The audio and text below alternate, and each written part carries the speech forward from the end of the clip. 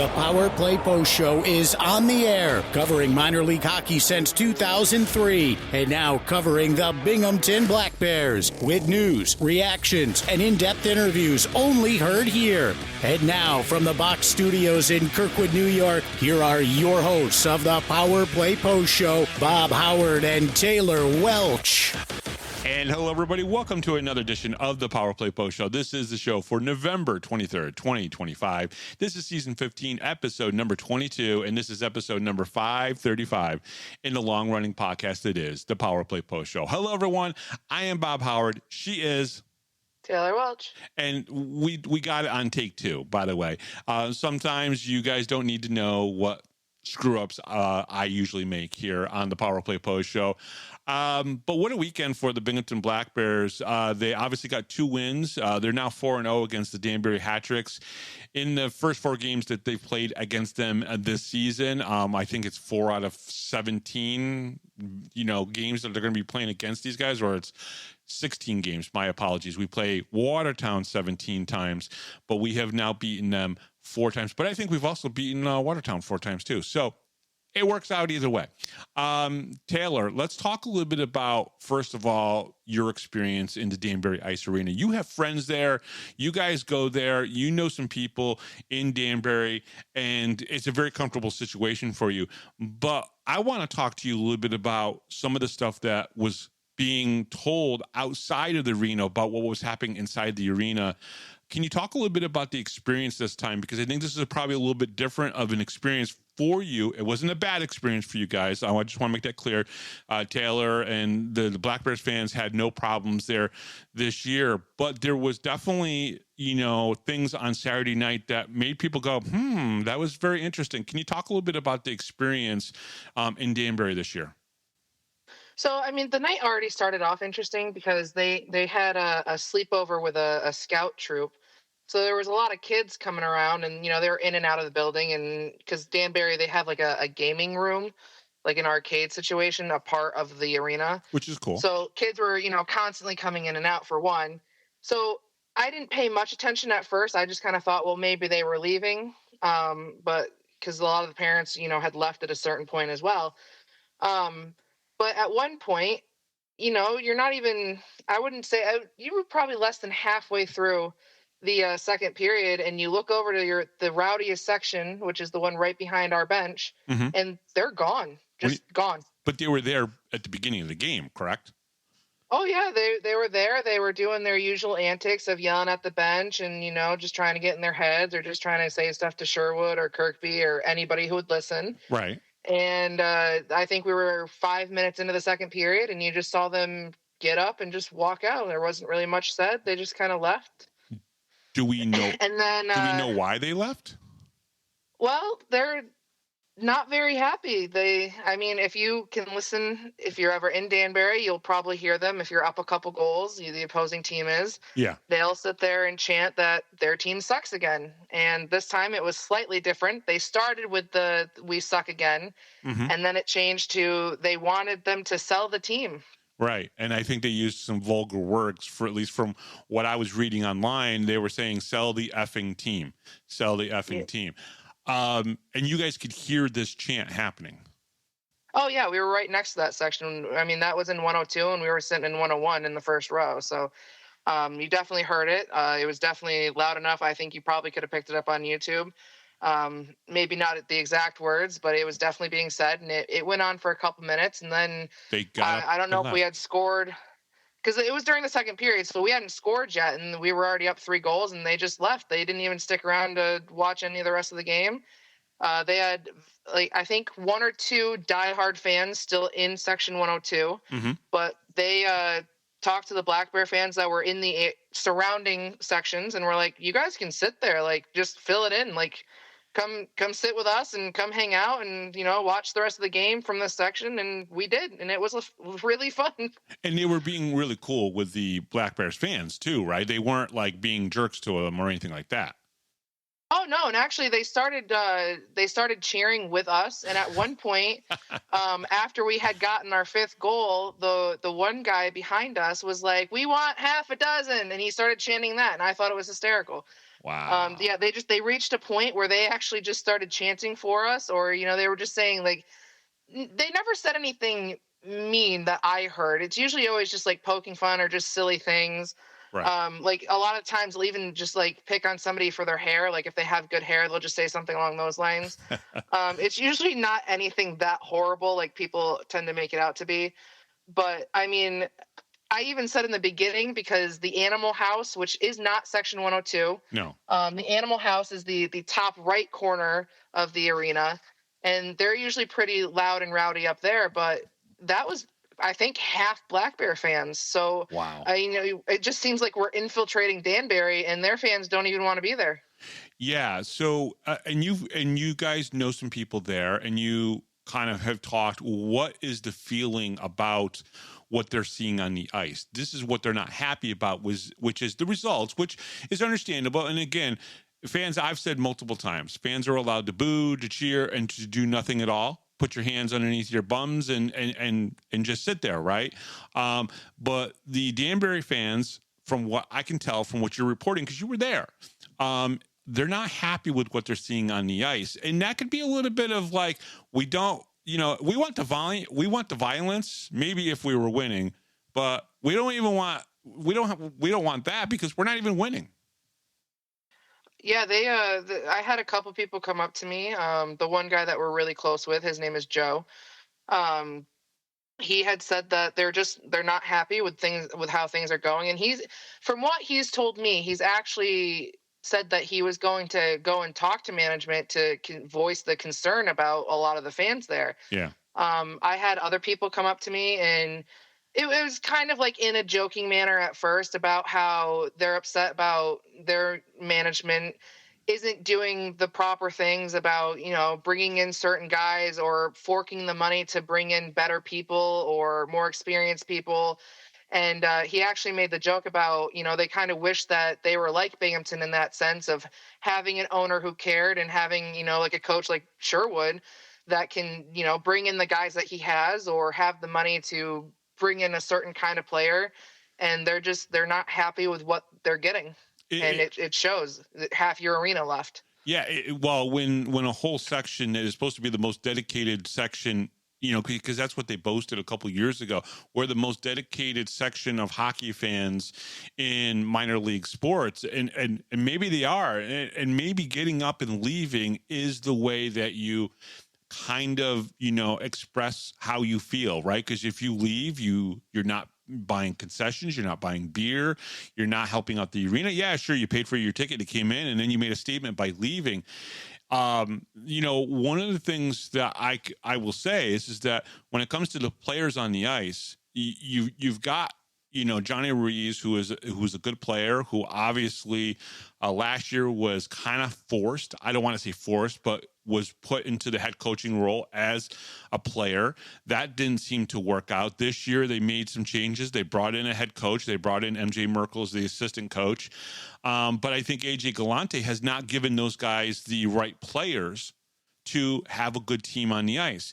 And they've resulted into, first of all, whatever it was that happened the first weekend of the season against Port Huron, because they seemed so set on the organization to play that style of hockey against Port Huron because they were so pissed off about the planning of the flag.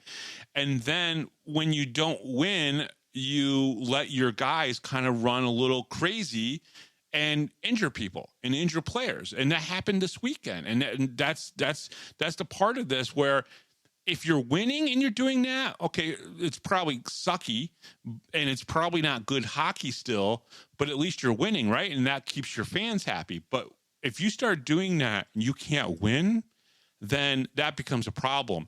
And I think it starts with AJ Galante. He doesn't know what players to come in. And he even said at one point in an interview, listen, I've been out of the game for a long time since the Trasher days. I don't know what kind of players I need to bring in. He literally said this on the Beyond the Glass. And I just come to think of it. It's like, yeah, it's showing itself in the first 7 to 8 weeks of the season. You don't know what you're doing. You have a bunch of ragtag guys in there surrounding Johnny Ruiz, probably the most respectable guy on your team. And you this is the situation you're in now. And then you let Frolov kind of do what he did against Desmarais, which is ridiculous. And we'll talk about that in a little bit.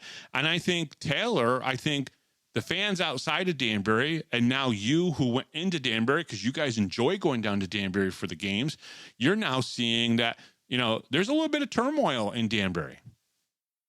Yeah, I mean, one of the things that was pointed out, even this was before warm-ups even happened, was we walked in and we were just standing around the glass, and Jeremy had looked up, and they have this huge banner on the back of Section 102, and it says Section 102 abusing opposing teams since 2004. Yeah. So you have this banner in support of these fans who have dedicated years, over 20 years to be there and support, hockey in Danbury, that are leaving 5 minutes into the second period. And that's not good.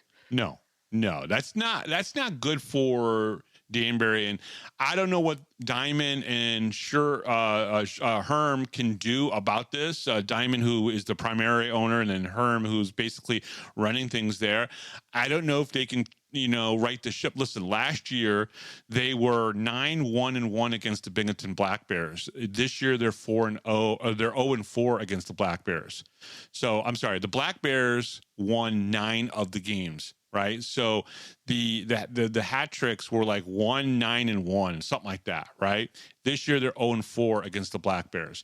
If you can't beat the Black Bears, if you can't even come close to competing with the Black Bears, your organization is in trouble. And that's really what it comes down to, especially when you have some of the most hardcore fans getting up and leaving 5 minutes in. Now, listen, they might have had a bowling tournament. We don't know.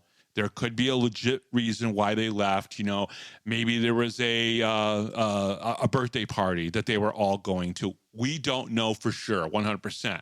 But if you're chanting, sell the effing team, and then you get up and you leave after that, it's a pretty good idea that there are, bad things going on within your fan base that you need to kind of address.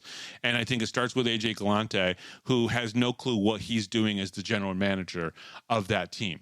But let's move on, because unfortunately we've got other things to talk about. Good things, 2 wins, and then of course some of the craziness that happened. All right, the Power Play Post Show is available on all major podcast platforms, including Spotify, Apple Podcasts, Pocket Cast, YouTube, and Amazon Music, and iHeartRadio. Just search Power Play Post Show on your favorite app, and don't forget to subscribe. Join the conversation on Facebook. Search Power Play Post Show and become part of our community. Looking for everything Binghamton hockey? Visit binghamtonhockey.net. We do not have a guest or 6 more questions or anything for this week. It's just going to be Taylor and I. So you better like it, because it's just Taylor and I. All right. Taylor, let's get into Friday night's game. That's where the craziness kind of started, that Danbury did, but we will get into that as we get to it. Black Bears defeat Hat Tricks at home, doubling up Danbury 6-3. November 21st, 2025, Visions Veterans Memorial Arena. Game 13 of the season, Danbury Hat Tricks at Binghamton Black Bears. For the first period, the Black Bears take a 1-0 lead in the game after an Ivan Bondarenko goal beats the Hat Tricks netminder Sebastian Razar just 1:35 into the opening period. The Hat Tricks tie the game up 5-11 into the period with a goal from Trinh University's Drew Welch, a puck that just got past the pads of Connor McAnanama. All right, so scratches in the game: Tyson Kirkby, Zach Sirota, and Dominic Toomey. Starters were Jacob Shankar, Emerson Emery, Nick Swain. They went to that third line again to start the game. I kind of like that. A little bit of energy. Give those guys the nod there. Cameron Savone, Dan Weber, and Connor McAnanama got this start. The Bondarenko goal was a deflection out of midair. The shot was taken by Austin Thompson. So Thompson sends the shot in. Bondarenko, you can see he motions his stick. He pushes his stick in a certain way, ricochets and goes in.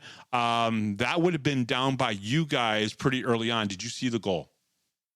Of course we saw the goal. Oh, just... We tend not to miss too much that happens in our little area down there. It's kind of like the starting point of watching a goalie unravel. That's all I'll say for that for right now. Fair enough. Fair enough. The Black Bears controlled the majority of the period and had a lot of shots on goal. But I would say that the quality of shots between the two teams was equal, maybe say 3 per team. I agree with Yvonne, who was interviewed after the period. They need to get a lot more second chances on the pucks, finding and cashing in on rebounds, which they still haven't done. Even watching this whole weekend, Taylor, I don't think they've cashed in and gotten a lot of rebound shots. Yeah, that's the one thing that I really wish that they did more. And, so obviously I agree with you and Yvonne. Especially like for me, it's always with Yates, because Yates can get in so flawlessly and set somebody up beautifully. But nobody's there with him. I feel like he either gets in there way too fast and, he's tagged by 4 of the opposing team. Yeah. Or, there's just never somebody there in time to get, so he's like skating around and does circles around the other team. And so I do wish that it happened more often. And, I think I would hope that that's something that they kind of work on maybe in the next couple weeks. Who knows? Yeah, I mean, you always have something to work on, and this just gives Brant something to continue to hammer on with the guys trying to get in front of the net, get more net front presence, right? I mean, that's really what it comes down to. Get more of it so you can get those rebounds shots. Lots of shots, 20, not enough of the rebounds getting to them. No penalties in the period for either team. The period, in my opinion, flew by pretty darn quickly. Shots on goal in the period was Binghamton 20 and Danbury 7. Let's go into the second period. The second period, in a very similar fashion, 1:48 into the middle period, the Black Bears get a goal off the stick of Mac Jansen to make this a 2-1 Black Bears lead. With Vadim Frolov in the penalty box for slashing, the Black Bears score their 3rd goal of the game, an Austin D'Orazio power play goal, scoring at the 7:05 mark of the middle period. After a failed challenge by the Hat Tricks, the Black Bears were back on the power play, getting a pretty in front of the net man-up goal by Mac Jansen. The Hat Tricks get 1 goal back, scoring their 2nd goal of the game off the stick of Austin Bellefeuille, who scored his goal 10:25 left to go in the period.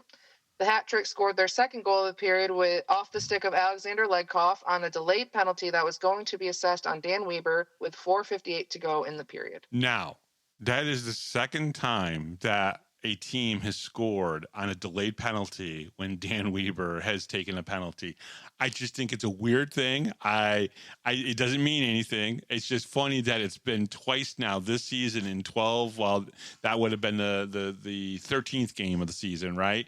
And that it's happened twice now to Dan Weber. Now, of course, the first one, he kind of like took the puck and threw it down the ice, which apparently forwards can't do, but goaltenders can. Can you explain this to me, Tyler? Why is it that a forward, if they grab the puck and they send it down to the other end of the ice, it's a penalty, but it doesn't happen if it's a goaltender? I'm pretty sure that Sebastian did that multiple times this weekend.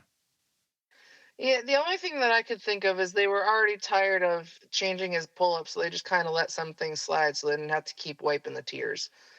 Okay. I like that. That was good. All right. Second period notes. Jansen getting his 11th goal of the season just 13 seconds later than Bondarenko scoring the first goal in the first period, right? Great starts to both periods for the Black Bears. Laughlin got a secondary assist on the goal. His first point of the season, his first point of his career. Congratulations to him. The game's first penalty was at the 5:56 mark of the second period. Vadim Frolov took a slashing penalty. Now, this started the craziness that really kind of like highlighted that Rizar was kind of like a mental case a little bit. We didn't know this going into this, right? On the power play, D'Orazio appeared to score a goal, and the referees discussed the play. And then the Hat Tricks asked to challenge the goal. So first of all, the referees went over and they discussed it, right? But then the Hat Tricks went over and asked for the challenge.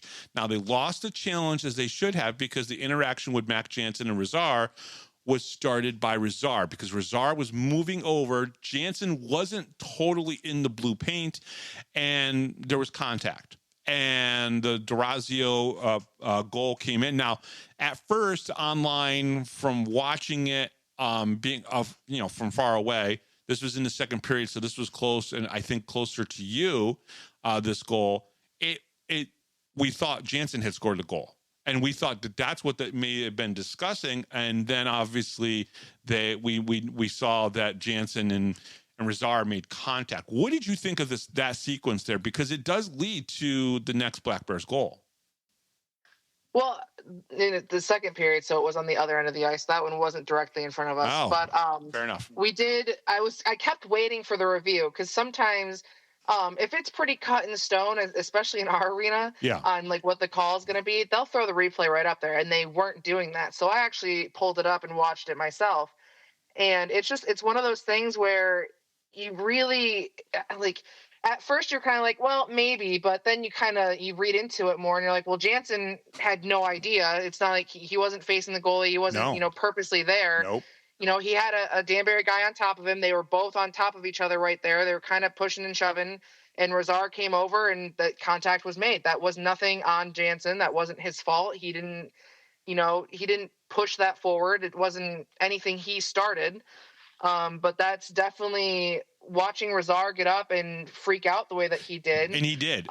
Is kind of where we saw that he's definitely a head case. He has a mental issue, and not mental like, I don't mean mental in the sense that he should be, locked away somewhere. I mean mental like he doesn't have the mentality to play a goalie. Yes. No, well, I mean, he obviously has the skill set to be goalie, but he clearly, you have to have that mental fortitude. I talk about it all the time, where you have those, three things. You have to have hockey IQ, you have to have the physical ability, and then you have to have the mental fortitude to play the game. And you could see him breaking down, because immediately when the goal was scored, he gets up and he goes after the referee, right? Because he can't believe that, Mac Jansen was playing, he was watching the puck, really. Mac Jansen was watching the puck come at them and coming in, and he was on the right side of the goal, and Razar comes over and bangs into him. Totally not Mac Jansen's fault there. When you come out of the blue crease, or you get to the top of your blue crease, you can't just run into the opposing player and then expect that call to, because that's ticky-tack. And a ticky-tack goal like that is just going to be whatever. So he kind of freaks out. The referees handle this quickly. They discuss it. They get the review challenge. They go in. They review it for 30 seconds, maybe 45 seconds, and they're back out. It was very fast. And they realized, no, there's nothing wrong here. It's a good goal.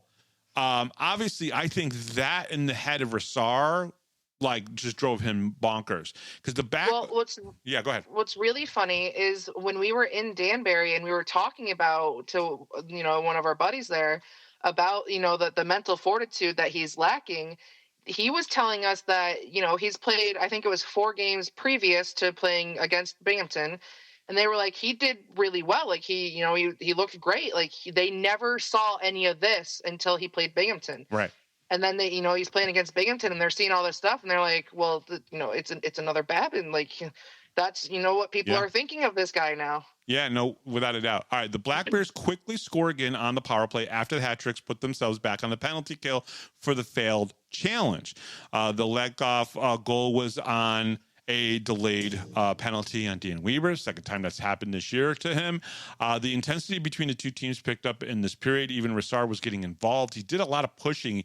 He, at that point, after the goal was called a good goal, he started getting physical with the players, getting involved, pushing people around.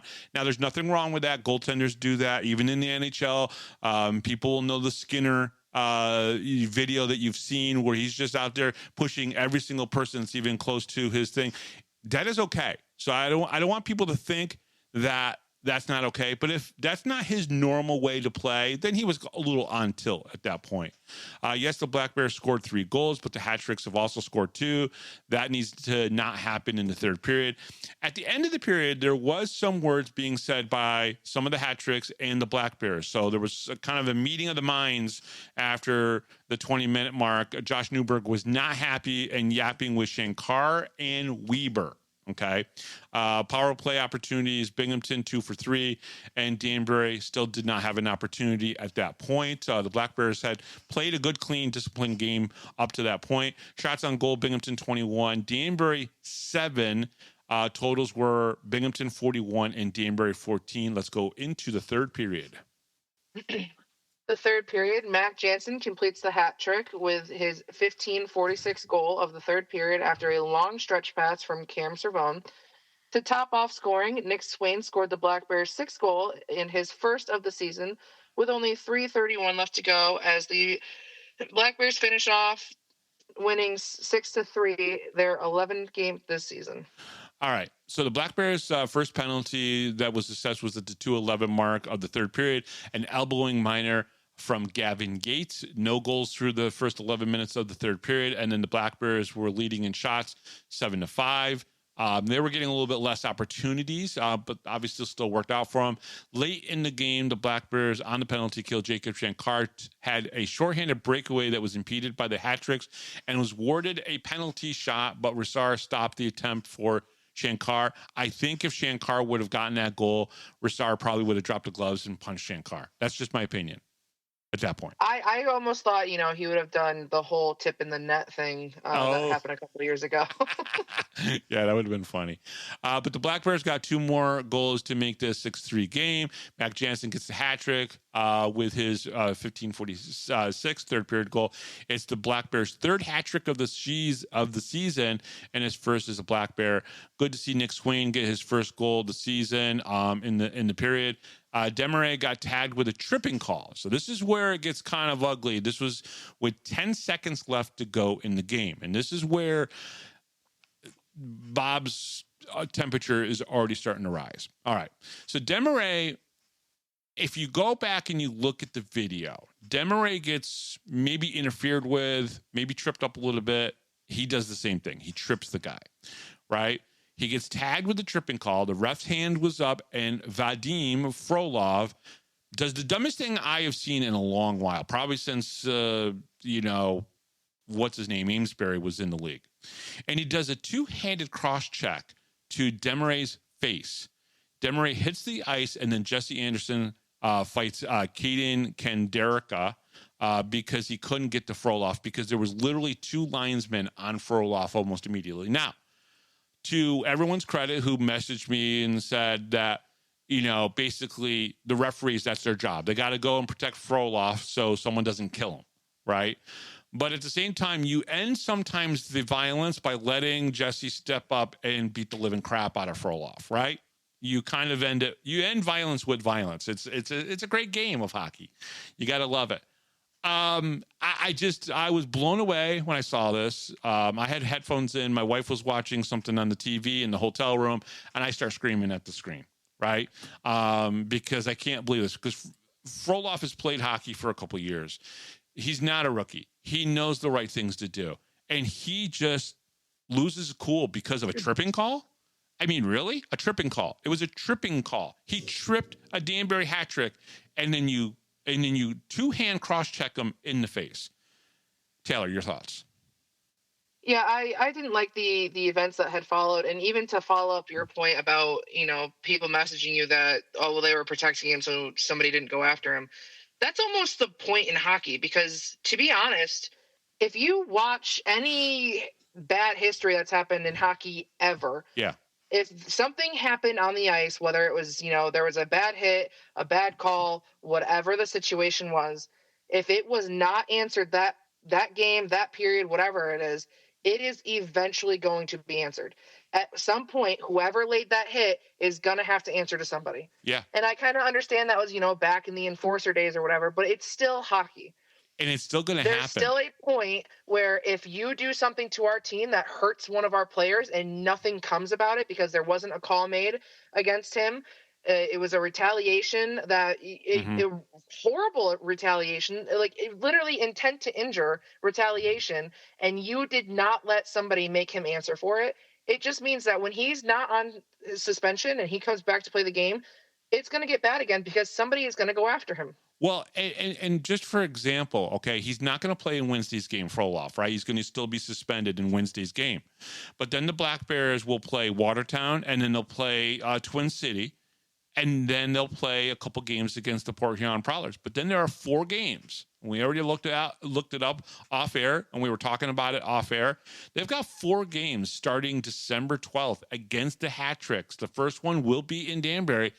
and Frolov will be there at that game unless for some reason he's called up or let go or whatever, but he'll be there. Do you think, honestly, that the Black Bears are not going to, if you think the Black Bears are going to forget what happened, you're crazy. And I guarantee you at some point, Emerson Emery is going to look at him and say, we're going. You hurt one of my teammates, one of my brothers. And I'm telling you right now, the Black Bears haven't won the championship solely on just skill and Brant Sherwood. They won the championships the last 2 years because he built a locker room that loves each other a lot, and they will do anything for each other. I'm telling you right now, there will be retaliation still, but it will be within a fight. It's not going to be some ridiculous thing like Frolov did, but there will be a fight. He will have to answer the bell for this. This was the most disgusting and most gross thing I've seen in a while. And why is it every time I see a gross thing or something like this, it's in the Fed? That's what drives me bonkers, is that the mental fortitude of some of these guys, and I'm going to say it, like we were kind of talking about Razar and his mental fortitude. But Frolov, for you to freak out because of a trip like that and do that, obviously you wanted 2 games off. You didn't want to play, and we all knew afterwards it was going to be only 2 games. The Fed is so weak on their stances when it comes to, suspensions. It's ridiculous, but realistically, he lost his cool. He's got no mental fortitude, clearly. He's frustrated because they're losing. He's frustrated because the season sucks. He's frustrated because he got sent back down to the Fed. Whatever it is, he took it out on a fucking rookie. And that's what pisses me off the most. This kid has done nothing wrong the whole freaking season. And you go and you injure him? Why? You shouldn't even be in the game. Johnny Ruiz should be embarrassed that you're even on his freaking team. And that part kills me. It kills me. See, I'm getting fired up, Taylor. I cannot not get fired up when I think about this, because he tripped a guy. He goes up and basically assaults him in the face with a stick. Are you kidding me? I don't get it. Yeah, it doesn't make any sense to me whatsoever somebody, on the team thought that he initially came off the bench, which would have been a whole separate issue. Yeah. But he was on the ice when everything had happened, and I'm assuming he didn't see what happened, because the whole thing, but I don't even know who it was that Desmarais got tripped up with but it was right next to the net. And the ref didn't see it, of course, and didn't make any kind of call, interference, tripping, whatever it was. So when they immediately got up, he put his stick down and tripped the guy. That was his way of, you tripped me, I tripped you. The ref didn't call it. He called it against him, though. Right. His arm was in the air. There was absolutely no reason to do anything about it at that point. It was disgusting. Even if you did want to do something about it, you drop the gloves and you fight him. Right. And you take the instigator, which if you take the instigator in the last 5 minutes, you're going to get suspended either way. But you do that. You don't do what he just did. And it just infuriated me. Seeing it infuriated me. Like, I could not believe what I was watching, Taylor. I really couldn't. Like this is supposed to be the new game. And then the league only gives them 2 games. I mean, that's just ridiculous. I just don't understand it. And the worst part is, Jesse can't even fight him. He's got to fight, some other random dude. It just made absolutely zero sense to me. And I'm watching the replay right now. I'm trying to get to the replay so I can watch it. I mean, you see him down on the ice. That's just scary. But oh my God, I hate YouTube and the rewind. They got to really make that better. There's got to be a way to rewind it without going so far ahead. 52 seconds in the game. So this game's out of reach. It's 6-3. There's 45 seconds left to go. It seems pretty generic here, right? And yeah, was it stupid that Desmarais tripped the guy? Okay, maybe, but does he deserve that? I don't think so. It's just, it just drives me bonkers that you would do that and injure the guy. Like, he didn't play the next day. He may not even play on Wednesday. And that's just it just makes no sense to me. Even Yeah, we kind of talked about it on Saturday's game, and Jeremy had pointed out that he didn't play like this last year. No. So something must have happened between last year and this year, whether it's he didn't get called up and he wants to, he's playing on a team that's not doing well, or something's got to be not happy in his head that he had to do that. Yeah, I'm going to actually send you a screenshot right now through Facebook. I don't know if you're going to be able to see it because we're talking through Facebook. That's how we record and everything.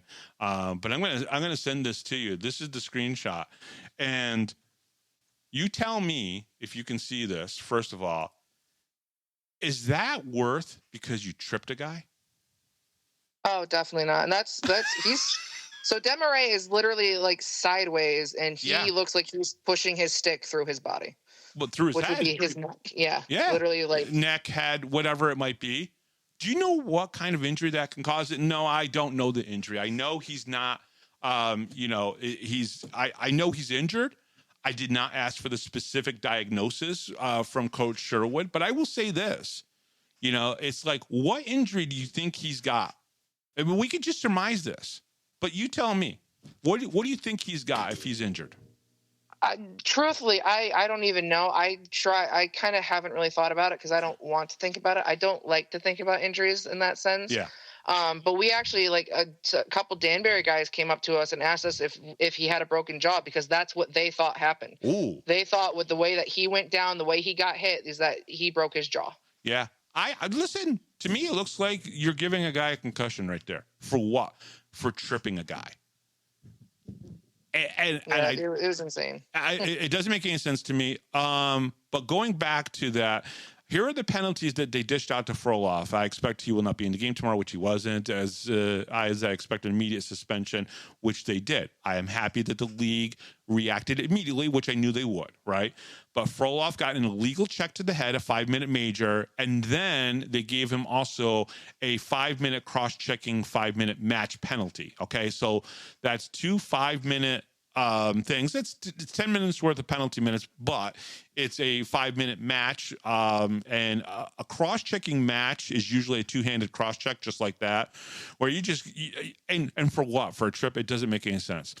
The game, as it went on, got more intense, and you could see this start to boil over, mostly because calls were not going Danbury's way. And I really, truly think that. And correct me if I'm wrong. You were at the game. Did it appear that when calls weren't going Danbury's way, and maybe it was just Rassar and maybe it was just Frolov? Because remember, what I also think frustrated Frolov so much, Taylor, he was in the box when that first penalty happened in the second period that D'Orazio scored on, right? And then they challenged the penalty, or they challenged the goal. They lost that. We scored on the second power play that we got, and now boom, there's 2 goals because Frolov was in the box. So you can see this leading up to something like this, which no, you couldn't see that happening because you wouldn't expect a player to do something as stupid as he did. Hey, AJ Galante, that's your team right there. Hey, Section 102, that's what AJ Galante is giving you. That's what they're giving you. That's the team. Sorry. You're fine.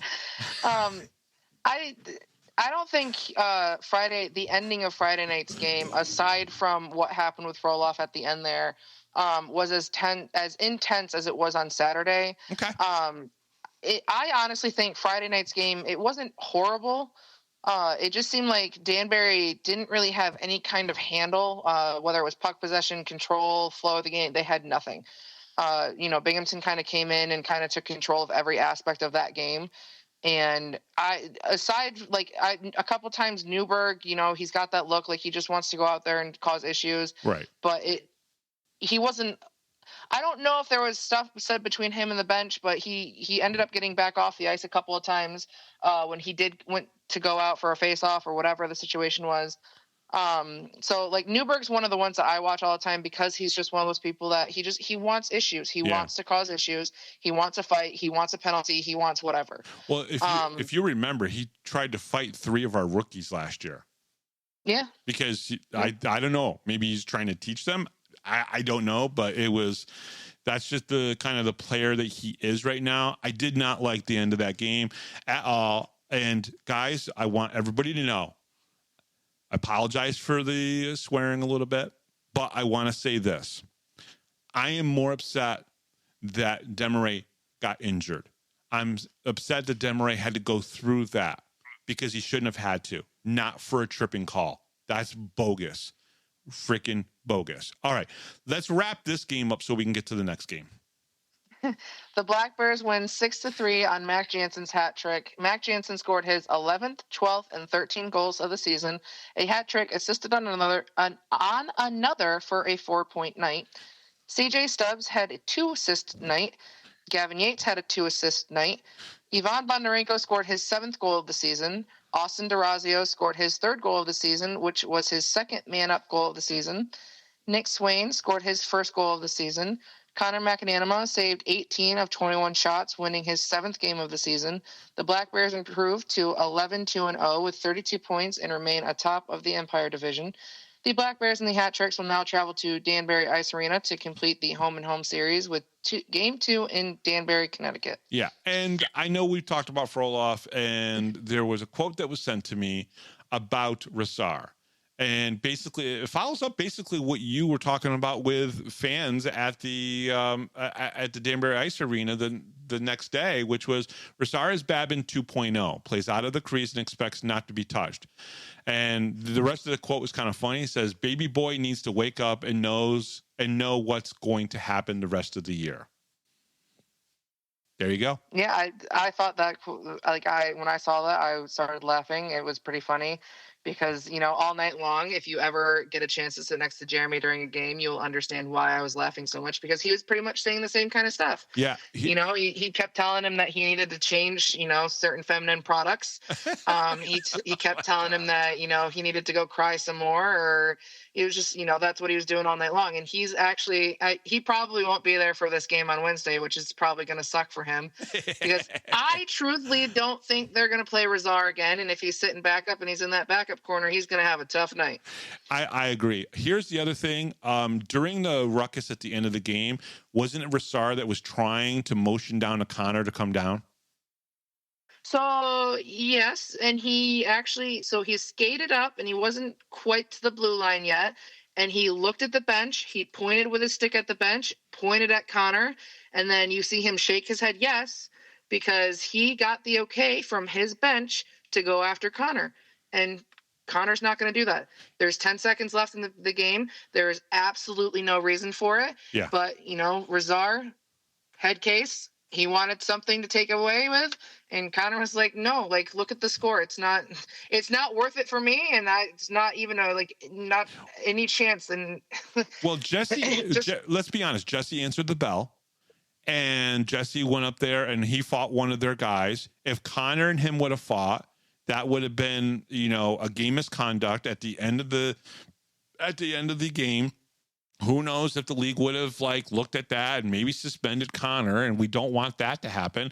We've got 3 games and 4 nights coming up between Wednesday, Friday, Saturday. So we don't want that to interfere with that.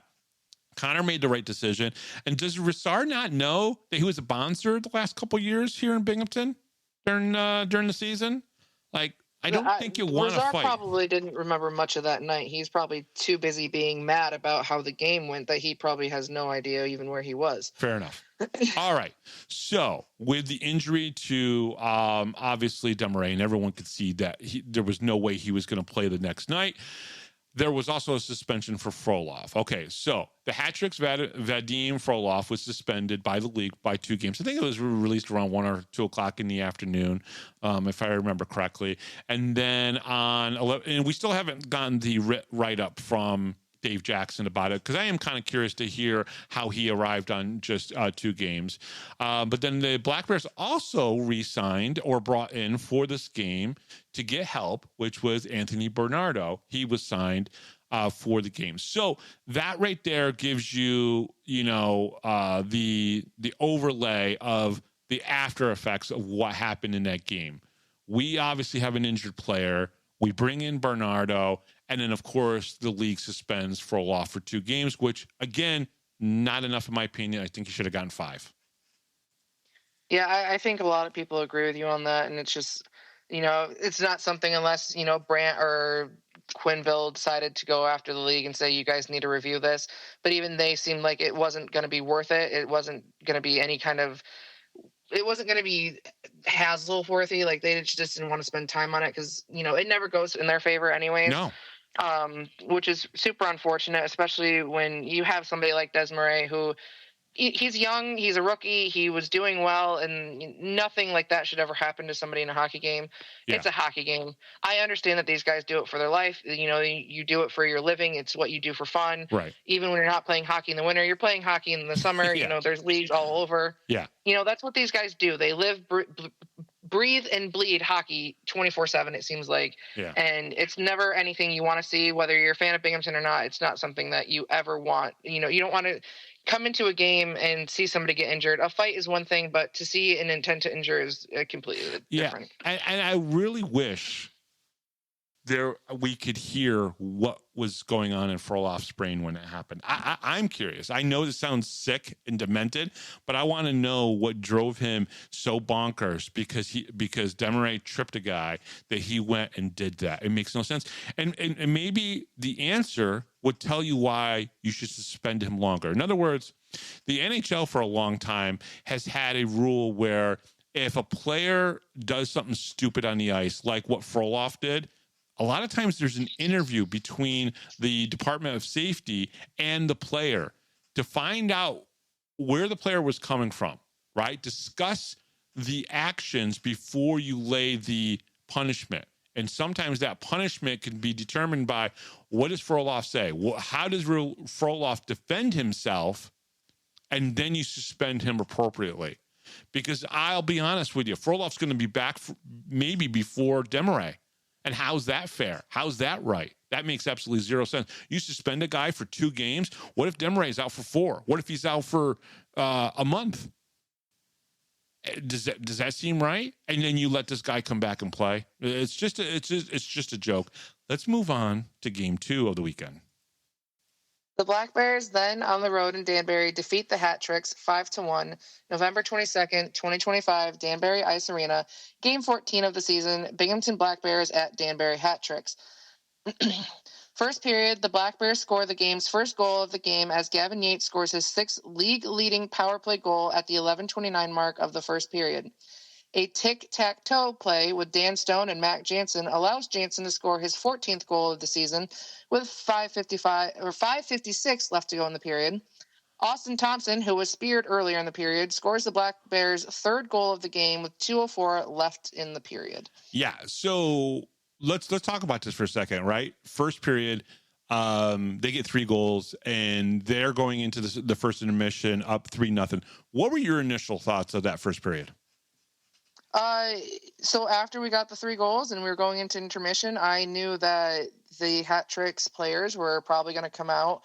And I wouldn't say that they're going to come out to play better hockey. They were just going to come out to lay hits and try to either take somebody out of the game or just make it so our guys had a hard time going into the zone. Why is it, do you think, that teams who cannot keep up with the Black Bears feel like it's okay to try to hurt the Black Bears, actually injure players? Why do you think they do that? Well, probably because in past seasons, when you look at people who have beaten the Black Bears, like Port Huron, who did it, twice last year, they were the only team to beat us twice in the last season and in the regular. It's one of those things where if you are the kind of person who studies games and you see that, well, you don't have the players that can out-talent the team that's coming in, but you know that because we don't have really big guys on our team. We got, right. Dan Stone, he's tall. Ramakers has the build, Weber has the build, but they're not out there throwing hits. They're out there playing hockey. They're being a defensive man. They're covering the blue line. They're protecting their goalie. They're doing their job. And when you have teams like Port Huron or Danbury, you know, where they have these huge guys, even if you look at the Rock Lobsters, they have several guys on their team that are just massive. Yeah. And, you know, they're there because they need that, because they don't have a ton of people like Binghamton does that, you know, everybody on our team can score. Everybody on our team can assist. Everybody on our team can essentially play forward and defense, in my opinion. Like they can do it all. Yeah. And Brant has been able to build such a great team and, you know, so well-rounded that when you're against a team that is struggling, they know the only thing that they can do is go out there and beat us, literally. Not on the scoreboard, because that hasn't happened that much. So it's just one of those things where, well, if we can't win, we're just going to try to take you out of the game and, you know, maybe better our chances if we take some of your guys out, or if we hurt somebody, or if we hit you into the boards enough, maybe you'll play worse. Yeah. Yeah. You know, the only three people that haven't scored on our team yet is Jesse Anderson. He's got 4 assists. Chicho Lathlan, who's got an assist, and Bernardo, who just joined the team. Obviously, I don't know how long Bernardo is going to be with the Black Bears through the whatever is going on with Desmarais, but he obviously doesn't have a goal either, right? Kirkby and Tim Kim, who's on loan right now in the SPHL, they both have 3 goals themselves. Zach Sirota doesn't have a goal. So pretty much 4 of the guys on this team haven't scored, because this team is so prolific from all different parts of the ice, they can just score.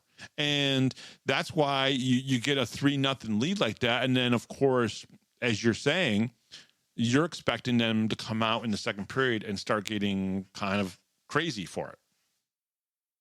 Yeah, and that's it's as soon as, you know, if you're up 1 goal, you don't really think about it. You're up 2 goals, you're like, oh, it might start. Yeah. But when you're up 3 goals, and, you know, they're, especially because the second period there was, you know, a lot of back and forth. They were trying to lay some big hits, but there wasn't a lot of control with the puck. Like it was a lot of back and forth. Yeah. And, you know, there wasn't a lot of scoring happening in the second period. So I was like, okay, maybe it's not going to get too crazy. You know, I did watch the 3:03 mark of the first period where Jackson Lurgo basically speared. It looked like to me when I rewatched it, it was a spear on Austin Thompson right in the nads. And there was no call. I mean, and as I was telling you, as I was rewatching it, because we were rewatching it before we started recording, he literally did it and the referee's staring at it. It's like, and you make no call. How do you not make a call on that? The referees are supposed to be there to protect the players.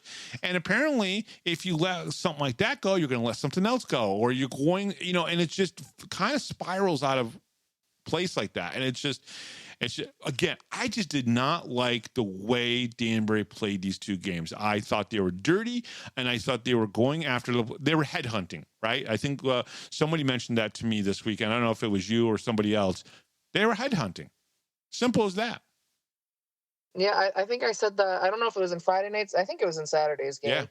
Yeah. Because there was, you know, quite a few big hits against players who, you know, it's known that they've been previously injured, and, you know, they were slamming these guys into the boards. Yeah. And, you know, our guys, you know, they might have tried to have a hit here or there, but they weren't going out there to try to slam their guys into the boards or trying them. Right. They weren't doing that. They took the hits right on the chin, and they kept playing hockey. It was like they were unaffected. If they got slammed into the wall and went to the ice, they immediately got back up, and they either went to the bench because they needed to sit for a minute, or they got right back into it. Yeah. And they just went back to playing hockey, which, in my opinion, is just going to hurt Danbury more in the end, because what you're going out there to do, you're still not being effective at, because we're just going to continue to play hockey. And win. And we're going to continue to score on your guys, because you're too busy having your guys shove us into the wall that you're not protecting your goaltender, and you're letting him get scored on. Yeah. Yeah. Because sometimes even if you're pushing a guy to the perimeter, but one of our guys gets it back out into the middle, it's now 4-on-4. There's more available ice. And guess what happens? The Black Bears will score. All right. First period notes, scratches. Tyson Kirkby, Zach Sirota, Zachary Desmarais, shocker, I wonder why, and Wyatt Friedlander. And the starters in the game was Austin DeRazio, Dan Stone, Austin Thompson, Ivan Bondarenko, and CJ Stubbs, with Dominic Tomei, who, let's be honest, Connor played a good game. So did Tomei. I want to get that out there and make sure everybody hears that. Obviously, Vadim Frolov was suspended for his actions on Friday night for 2 games, will not be able to play on Wednesday night's game either, as the Hat Tricks and the Black Bears play in Binghamton on Thanksgiving Eve. At the 3:03 mark of the first period, behind the play, referees didn't see it. Jackson Lurgo slashed Austin Thompson in the nads. With that, Ivan Bondarenko fought Jackson Lurgo as soon as it happened. I was happy that somebody stepped up to the plate and immediately said, nope, you cannot do that, and fought Lurgo. To me, made me even more impressed with Bondarenko. And it's amazing. He didn't even make the impact players for that game, and he's literally sticking up for his teammates. Yeah, I could have written about so many people on that night. That's why I chose to go the route that I did, because I'm choosing nobody with points and nobody with anything. No, because you're highlighting players that sometimes don't always get the first star, the second star, the third star of the game. That's the whole point of the impact players. There are more people on a team that has an impact in the game than just the guys that score goals. And I liked what you did for Saturday night's game. Yeah, it was pretty. I think probably the middle of the second period, I knew who I was going to write about. And I know you had messaged me in the third period about letting you know after the game so you could get the graphic done up. And I didn't want to tell you because I didn't want to ruin it. And then, it did get ruined. Yes. But I was going to write about Tomei no matter what. He was making great saves. He did a great job. He looked good. Yeah, he looked excellent out there. To kind of, to be able to play in Danbury is pretty hard. It's freezing in that arena. It is so cold. If you ever go to Danbury and you've never been to Danbury, bring a blanket, bring a winter coat, bring gloves. I forgot to wear warmer socks. My feet were freezing. By the way, Taylor, up in the press box, Brooks and Cole were also complaining about how cold it was up there. It is freezing in Danbury, literally. So Quinville had a winter coat on. I think Brant had a winter coat on, and they both had winter gloves on. No way. On the bench? Yeah. That's awesome. Yeah. Because I looked down and I was like, oh my God, Quinville has gloves on. And then Jeremy was like, yeah, and a winter coat. And then I looked over at Brant, he had winter gloves on. And I'm like, that's smart. It is so cold. Like, you could see your breath. It's that cold in their arena. Wow.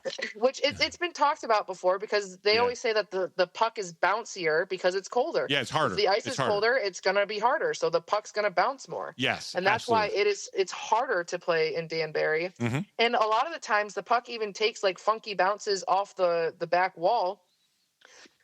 So it's harder for goalies to play in Danbury, and Tomei did a great job. Yeah. By the way, I was really hoping he got his shutout, but that was taken away from him. No, I also want to say that in the first game of the weekend, Connor McAnanama made a great play that got him a secondary assist. So he got an assist on one of the goals.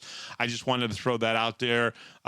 Connor sometimes doesn't always get the accolades for playing the puck as well as he does, and I want to throw that out there. Connor did a really good job, especially in one of the goals. It was either the 5th goal or the 6th goal where he got the secondary assist, and I just wanted to throw that out there because he doesn't always get the accolades for playing the puck well, even though he's a very good puck handler. And, during the off season, sometimes he'll go and he'll play forward instead of goalie. So when guys are on the ice sharpening their skills, even in the summertime, Connor's sometimes playing forward. And so it was pretty impressive to see that pass that he made that, led to eventually a goal. And of course you got to go 185 feet, right, to get it down there. And it started off with Connor. So he did well on Friday, and I think Tomei just was outstanding on Saturday. Yeah, Connor, that's the one thing that I really enjoy about Connor is sometimes when you watch a goalie come out of the net, you're like, oh no, don't come out of the net. Connor has a very good read about where the puck is, where the players are, and he chooses when and how to come out of the net and to play the puck. And he plays it very smartly.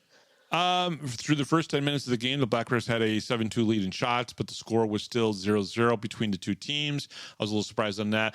The Black Bears get their first power play opportunity at the 10:33 mark after Rupsov was tagged for tripping. Tripping was a popular call this weekend, by the way. Gavin Yates now has 6 power play goals, leading the league, and as well 12 straight games with a point. So congratulations to Gavin on that. Mac Jansen scored his 14th goal, which he leads the league, still does. Now the hat tricks, Jackson Lurgo boards Chicho Lathan. So this is all in the first period, right? At the 14:52 mark of the period, Lathan leaves the ice and heads back to the locker room. I'm sure you saw that, right? I caught the end of it because I didn't see the full thing, and I'd actually talked to Jeremy about it. I didn't know that he actually went off the ice and into the locker room. I did see him go off the ice, but yeah, we kind of talked about it. It's another one of those things where you're kind of expecting it to get worse even from there. I'm kind of happy that it didn't really get any worse. Right. I mean, they were still laying some big hits, but Yes. boarding is a tricky one. No, it really is. Now, but of course, that's twice now that Lurgo was involved in something like that. Yates takes a stick up high, yet there was no call. 3:30 left to go in the period. The hat tricks have 6 shots on goal, but 3 penalties. So there is that for them. I'm sure, somebody's happy about that. Great period for the Black Bears. The hat tricks have only 1 response for the Black Bears, but is not playing hockey. That to me, and I derive that note from you because a lot of times you'll say to me, they're not playing hockey, so they're doing what they're doing. Because I still felt in the first period they were doing stuff like that. But Taylor, let's go into the second period. Second period, the Black Bears score with 7:02 left to go in the second period to give the Black Bears a 4-0 lead off the stick of Dan Weber, scoring his first goal of the season. And I don't ever do this, and Brant, please don't be mad at me.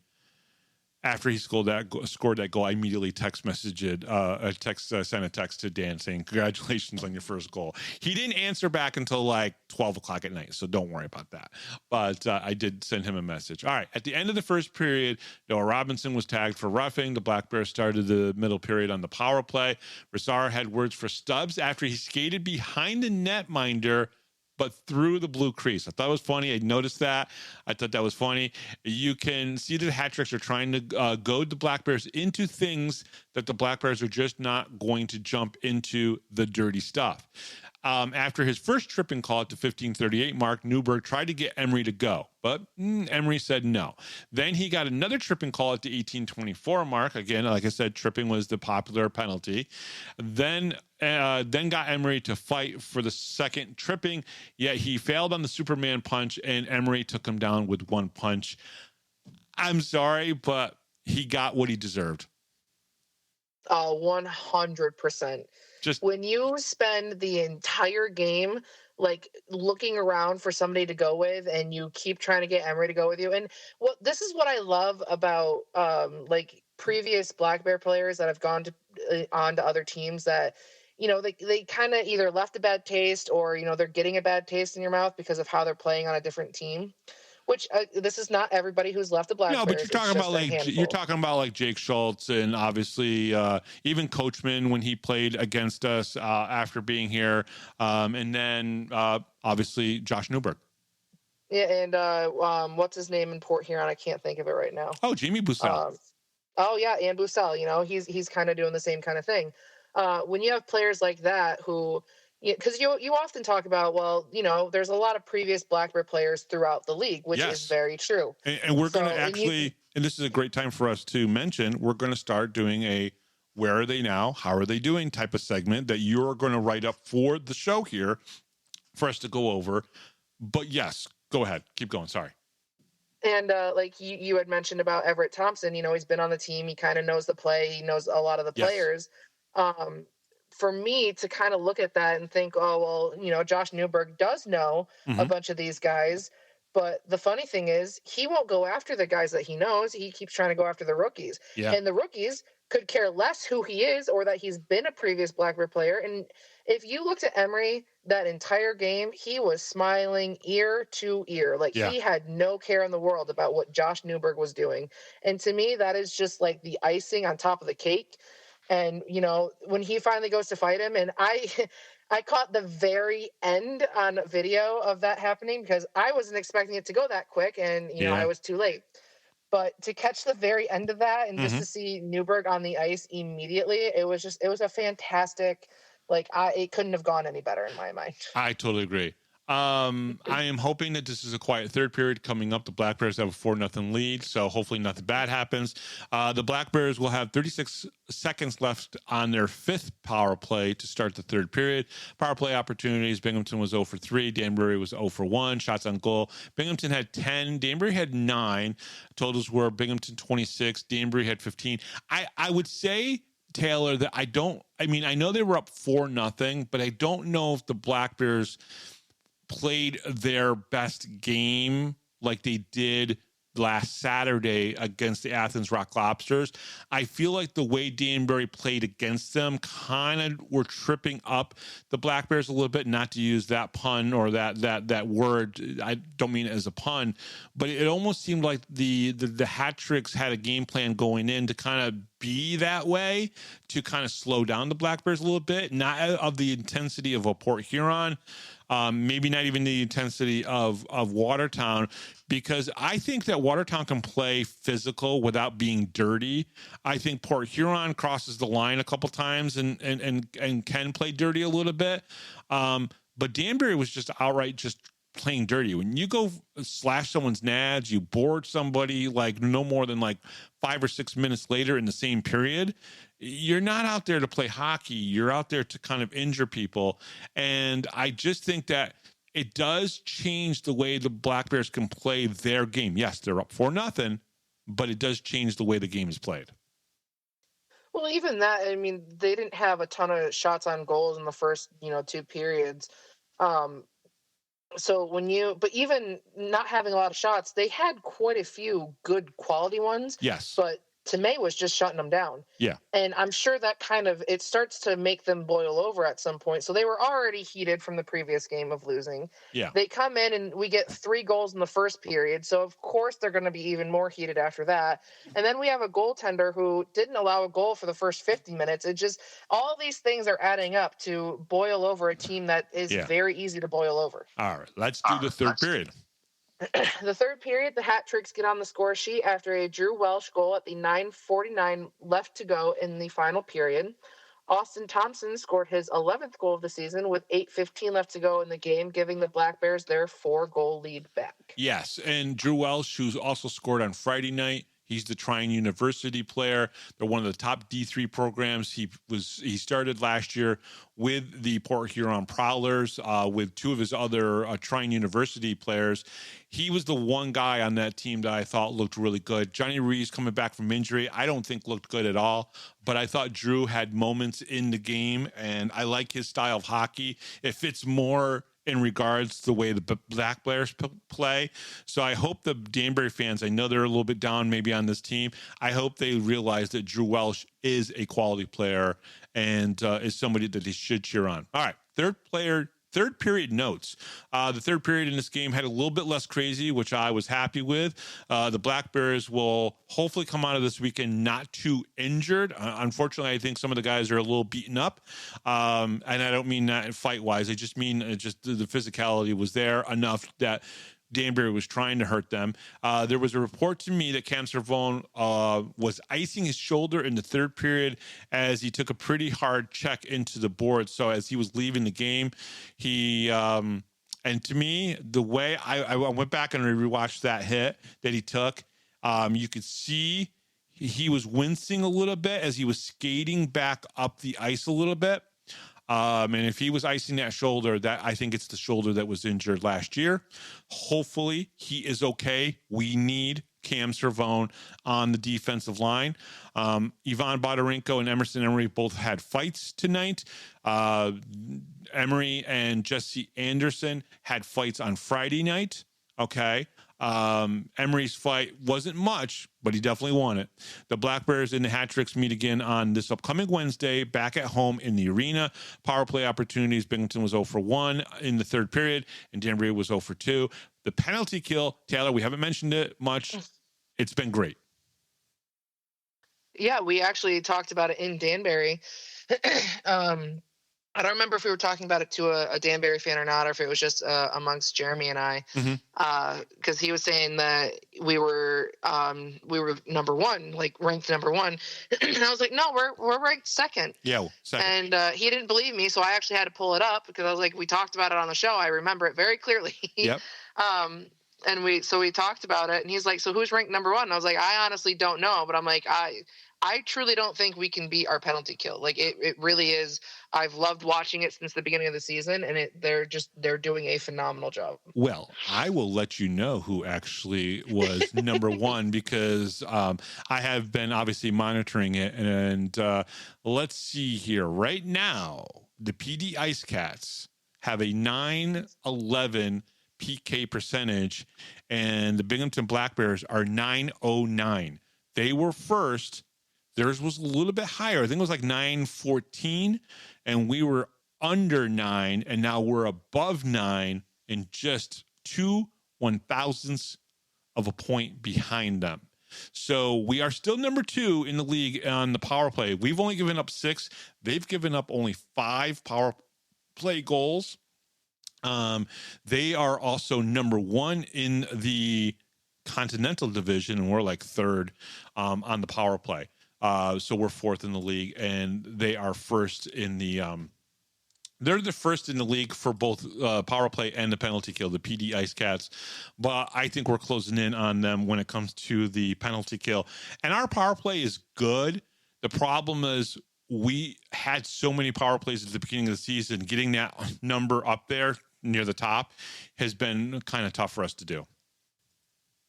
Yeah, I don't disagree that our power play has been bad by any means. It's just when you have, it's kind of like we're helping other goalies' numbers because, we put up 50 shots a game and they stop 45 of them. Yeah. It still makes your goalie look good, even though you lost 5-1. But it's one of those things where, we could have 12 opportunities and we might have scored 3, but that's still not great in power play numbers. No. All right. Shots on goal in the third period. Binghamton had 11. Danbury had 15. So Danbury beat us in that period. Binghamton had 37 overall and Danbury had 30. Let's finish up this game. Black Bears Revenge was served up as a 5-1 win. Mac Jansen scored his 14th goal of the season and assisted on another for a 2-point night. Gavin Yates scored his 6th power play goal of the season and assisted on another for a 2-point night. CJ Stubbs with 3 assists on the night. 5 for the weekend. That doesn't surprise me at all. No. It really doesn't. Ivan Bondarenko assisted on 2 goals. Dan Weber scored his 1st goal of the season. Austin Thompson scored his 10th and 11th goals of the season for a 2-point night. Dominic Tomei saved 29 of 30 shots for his 3rd win of the season. The Black Bears are now 12-2-0 through 14 games and have 35 points in first place in the Empire Division. So obviously a good weekend on the scoreboard, a good weekend for like Mac Jansen, a good weekend for Austin Thompson, good weekend for CJ Stubbs, had 5 assists. It was a very good weekend on the score sheet for the players. I think, unfortunately, we're probably seeing because of the injury, more than likely to Desmarais. And listen, maybe he wakes up Monday morning and he's feeling good and healthy, and he comes back on Wednesday and plays. I hope that happens. I really do. But I could see him being out for a little while, right? Because of the type of hit that he took to the head. It just was not a great play. I hope Cam Cervone is okay. I'm just going to leave it at that. I hope he's okay because we don't want to see guys being dropped. Now, listen, Anthony Bernardo was not the guy I was talking about. That was an emergency call from Brant to Anthony, who lives close by, to Danbury. Hey, can you come and suit up for the game? They didn't have his nameplate for him. He still wore his number 20, so that made it easier for everybody to know who that was on the ice because they remember him from wearing 20 last year in the 6 games that he played in the regular season. So he was called in, but hopefully the team heals up over the next couple days and they're okay for Wednesday's game. And hopefully Wednesday's game is more tamer and they're just playing hockey. It would be really nice to see. And it might, maybe, if they do a goalie change, maybe it's a completely different game. Who knows? Yeah. I know that sometimes, a goalie change can make a big difference because they either play better and your team kind of settles down, or maybe it gets worse. Who knows? I know that it's not just the five guys on the ice. You got the goalie to include as well. Yeah. And, it's not all on the goalie if you get scored on as well. It's one of those things. You kind of have to include everybody. And I think kind of, Razar acting out the way that he didn't help the situation at all. He was doing a lot of showboating in his, trying to get calls on players, his injury to his hand where he ripped off his blocker and was skating around and hunched over. Looking like a fool. The other side of the ice, when I don't even remember what happened, but he was skating around yelling at the ref, and he's just constantly staring at the ref like he's waiting for somebody to come and touch him so he can like scream at the ref that he needs to make a call. Yeah. It's just one of those things where that kind of mindset, you can't be a goalie. You're going to get touched, you're going to get run into, you're going to get run over, like it's going to happen. 100% agree. All right, the Black Bears and the Hat Tricks meet for the 5th time of the season this upcoming Wednesday, Thanksgiving Eve. Black Bears have a 27-8 record against the Danbury Hat Tricks in the last 2+ seasons. In 4 games against Danbury this season, the Black Bears have scored 20 goals and only allowed 7 goals. That's scoring 5 goals per game for the Black Bears compared to 1.75 goals for the Hat Tricks. Will the dirty play continue? Taylor, that is my last question. Do we see a Razar in net? Do you think they go to Frankie McClendon? And do we see any dirty play from the Hat Tricks? I'm going to stick with what I just kind of said. If Razar is in net, I'm sure that the dirty style of play continues. I think if you have McClendon in net, it's going to be a completely different vibe. Either way, I do hope that they come into this as a different vibe. I mean, you just lost the weekend pretty bad, even when you were trying to play your style of hockey. Yeah. In your own arena, where your own diehard fans walked out, not even partway through the game. Like your game wasn't even half over, and your diehard fans walked out because they did not want to watch anymore. I think that kind of says a statement in itself, especially in Danbury when. They're talked about, like the fans in Danbury are talked about everywhere. So for the kind of the fans that they are, them walking out reminds me of the New Orleans Saints fans that wore paper bags back in the 80s. It's like they were so embarrassed to be Saints fans because the team was so bad that they wore paper bags to the games. And just hearing that they chanted what they chanted and they did that. But hey, you brought in AJ Galante. Hopefully you're selling a lot of tickets and a lot of merchandise because that's all you're going to have going for you right now if that's the way you're going to play and those are the guys you're going to have. And you could be ruining Johnny Ruiz's maybe last season playing. I don't know. Maybe he sticks around for another season. But eventually these guys, as they get older and they're not winning or they're not winning championships, they don't feel the reason to keep playing. I mean, look at Binghamton. We've had so many great players and some of them just decide, all right, I've won a championship, I'm done, and at a young age. So, but this is what they get. All right, Taylor, any more thoughts about what you witnessed this weekend? No, not really. I think the Danbury fans walking out is a statement enough, and I don't think anything more needs to be said about it, honestly. Perfect. All right. The Power Play Post is available on all major podcast platforms, including Spotify, Apple Podcasts, Pocket Cast, YouTube, Amazon Music, and iHeartRadio. Join the conversation on Facebook. Search for Power Play Post and become part of our community. Looking for everything Binghamton hockey? Visit binghamtonhockey.net. Thank you to Rob Lapolis, our MC, John Petitucci, our musical director. I am Bob Howard, and I'm just going to let Taylor end the show. Taylor, you end the show. You want me to end the show? Yeah. I'm Taylor Welch, and, I hope Wednesday's a much better game and everyone doesn't leave, 2 minutes into the second period. Perfect. And we'll talk to you guys next time right here on the Power Play Post Show.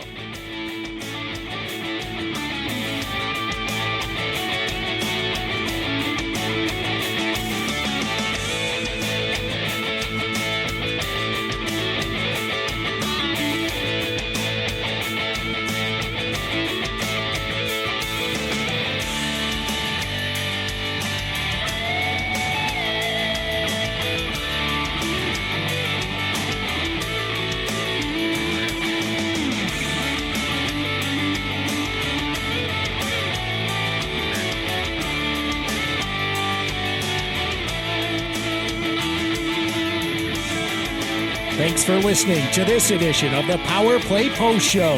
Be sure to tune in next week to the Box Studios Radio Network for all the latest Black Bears news and interviews from around minor league hockey. The Power Play Post Show would like to thank John Patitucci for all the music you hear on the show. You've been listening to the Power Play Post Show.